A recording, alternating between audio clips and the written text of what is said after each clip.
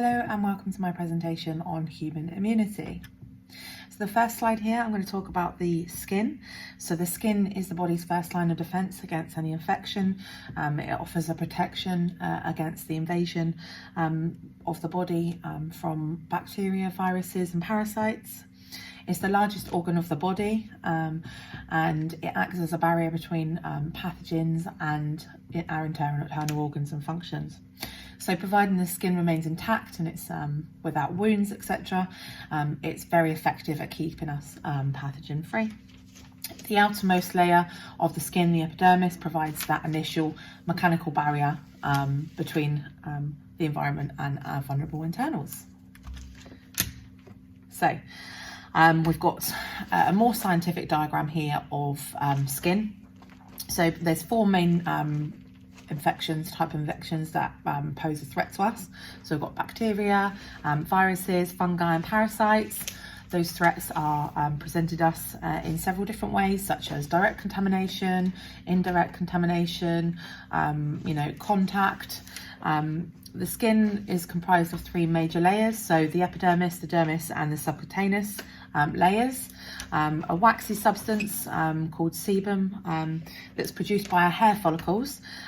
They play a part in breaking down harmful bacteria that's presented to our skin by this waxy substance. The nasal cavity and airways, such as the nose and mouth, are lined with a mucous membrane that acts as a further barrier should any bacteria enter via these cavities. So other orifices such as our urogenital and digestive tracts have different ways of keeping us free, pathogen free. So the easiest example probably is tears. So they contain lyosomes that help keep the eye clean and bacteria free. In cases of facial palsy, you might find a patient is wearing a patch to protect the eye from drying out and dirt and bacteria entering the renal area. So moving on to the next slide here, we've got a diagram of a wound site. Okay, this shows the secondary line of defense that the human body has. So it's triggered by an invasion of a foreign body, and there are a group of inflammatory responses that each have a specific responsibility to deal with it. So these characteristics are inflammation, temperature, phagocytes and cytokines. The primary physical effect allows like a higher volume of blood with white blood cells to rush the wound infection.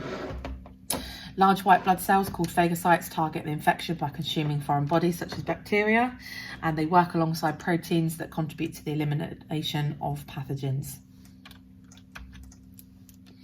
So just going to briefly touch here the third line of defense, which is immunity. So we've got innate immunity and adaptive immunity.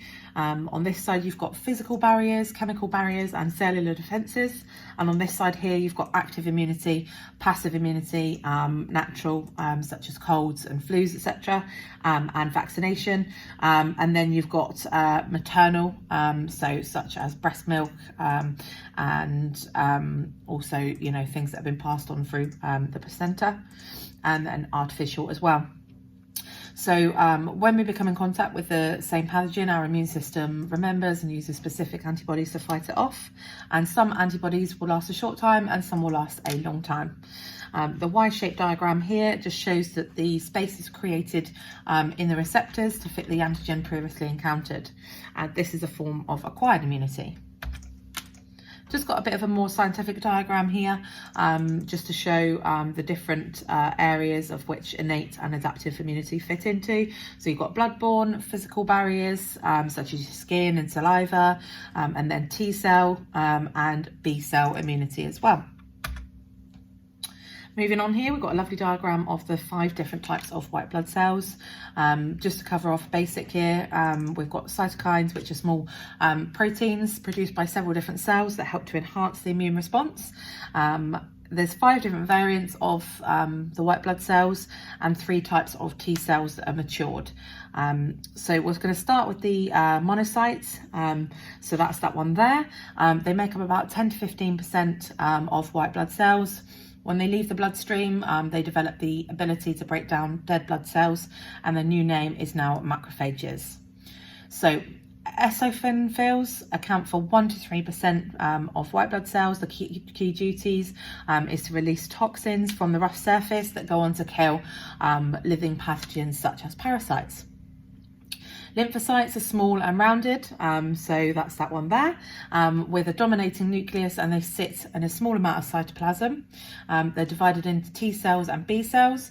The B cell's job is to make the antibody and memory cells recall previously encountered pathogens, and the T cells are produced in the thymus gland and are responsible for initiating the body's immune response.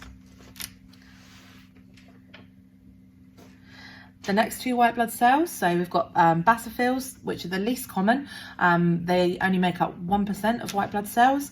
They release antibodies, and perhaps interestingly, they act as an anticoagulant, which means that they reduce clotting, dilate cells, and allow for increased blood flow.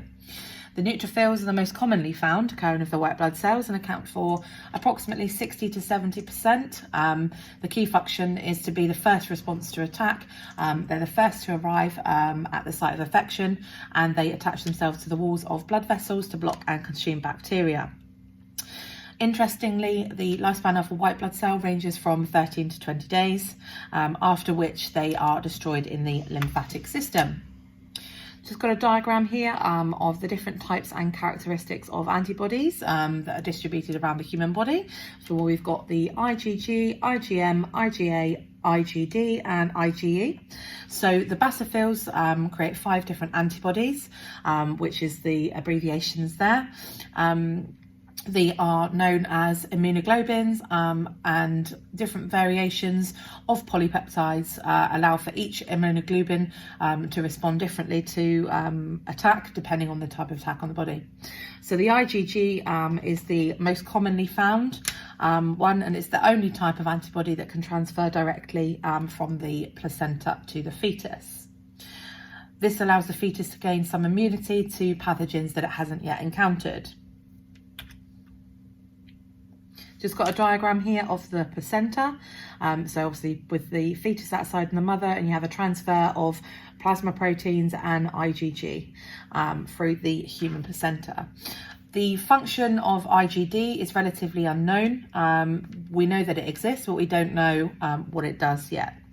The IgE responds to parasitic infections and allergens that cause allergic reactions. And the IgA is the key defense in mucous membranes, for example, when you have snot or phlegm, etc., when you've got a cough or a cold. And finally, the IgM is a mix of 5 monomer immunoglobulins, which is the first to appear when there's an antigen present, and the concept of 5 monomers together produce a pentamer.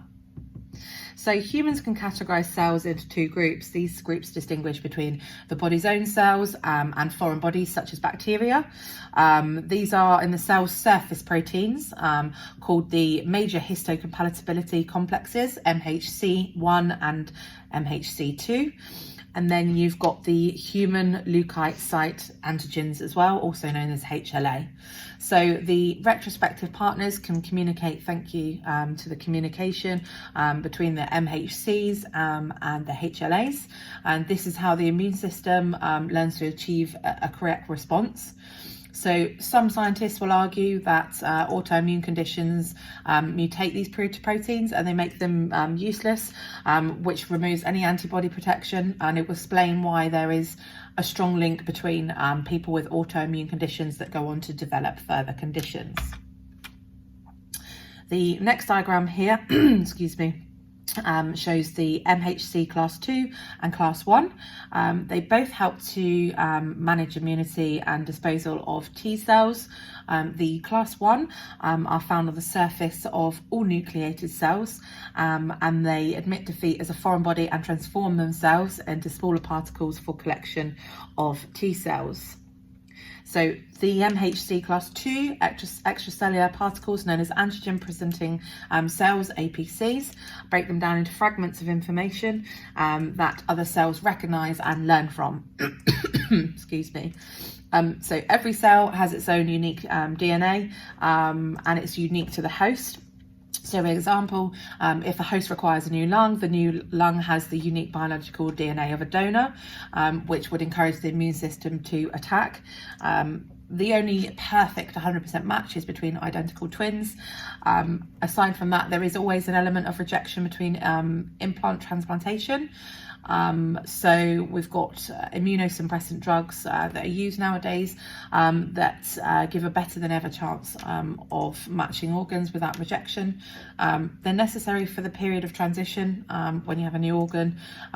However, effectively they switch off the immune system to stop the body from rejecting the organs through self-recognition. And if you then were to get a cold or a flu, etc., you are really vulnerable because your body is not going to produce a response to that.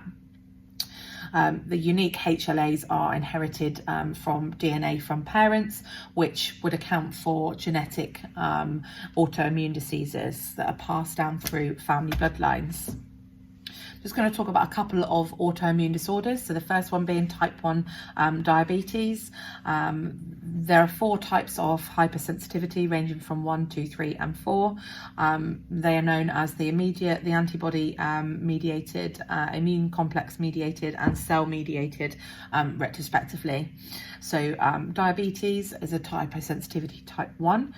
So there's an immediate reaction that involves immunoglobulin IgE, providing the response of a production of antibodies against the soluble antigen. This results in mast cell degranulation and release of histamine and other inflammatory mediators. So type 1 diabetes patients present with the usual symptoms of diabetes, so thirst, unexplained weight loss, frequent urination, etc. And then also there is the hypersensitivity, which is like hives, eczema, and so on. If unmanaged, patients with diabetes can enter diabetic ketoacidosis, which can prove fatal. Next slide is going to talk about Crohn's disease. So that's an autoimmune disorder that leads to the inflammation of the digestive tract, so anywhere from the esophagus through the intestines to the anus.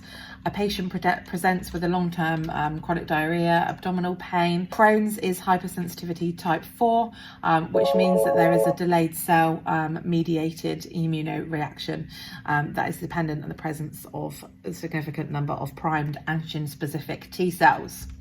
So hypersensitivity, type 4 symptoms display as painful joints, high temperature, canker sores in the mouth, amongst others. They tend to link to one another. So when you have one type of autoimmune disorder, it's likely that you may go on to develop another as well.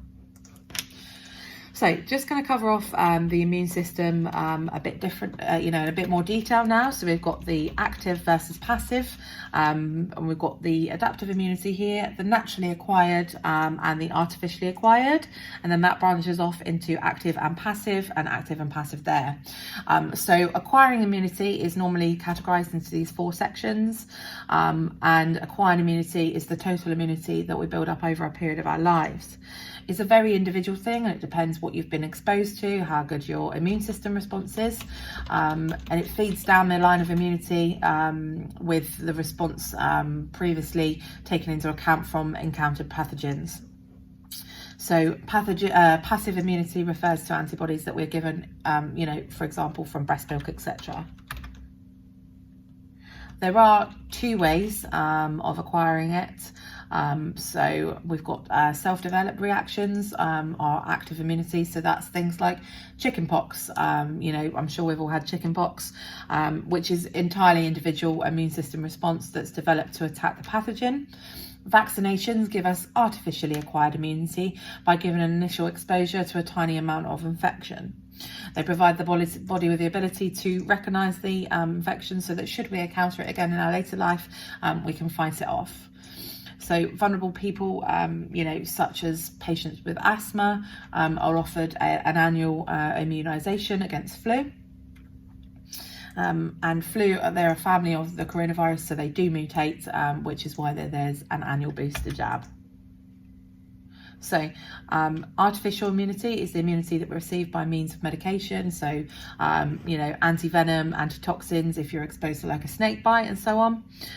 They're prescribed to help neutralize the venom encountered and used to balance the toxins within the blood. Antitoxins are used to prevent diseases such as tetanus that's caused by biological toxins that have been absorbed through open wounds. You may well have heard the saying breast is best. So if we talk about natural passive immunity that's received through breast milk, it offers the infant a protection passed through the mother. Just got a picture here of the vial of the coronavirus vaccination. So there's two types of vaccinations, the traditional style and the new style. So traditionally, vaccinations are comprised of, tiny, harmless, weakened parts of viruses or dead pathogens that initiates an immune system response to the live virus should we encounter it again. The latest breakthrough vaccination is the Oxford AstraZeneca jab that's given to offer protection against COVID-19. So this vaccination works in a different type of way, where it provides the patient with the spikes that are seen on the picture of the coronavirus, so that next time it encounters the spikes, it recognizes it and it initiates attack from the immune system. Interestingly, the Oxford AstraZeneca vaccine contains embryonic kidney cells and chimpanzee DNA within the ingredients. Next, I want to talk about B cell activation. So just got a diagram here that just shows you the cycle of what happens. There's two types of lymphocytes that acquired the acquired immune system. So B cells and T cells. Immunological memory is the term that we use when we talk about information that's stored on previous pathogens and antigens. So during a primary response, B cells take a while to be located and identified and release the antibodies required. The second time round, when we encounter a pathogen, the memory cells are utilised quickly. So booster jabs are often given throughout periods of life, with such as 18, 45, etc. And the main difference between antigen and pathogens is that the antigen is a molecule that can trigger an immune system response, whereas pathogens are disease-causing microorganisms. So just to talk about a period over time here, so if we talk about polio and measles, according to the WHO, obviously we've been free of polio for quite some time in Western countries.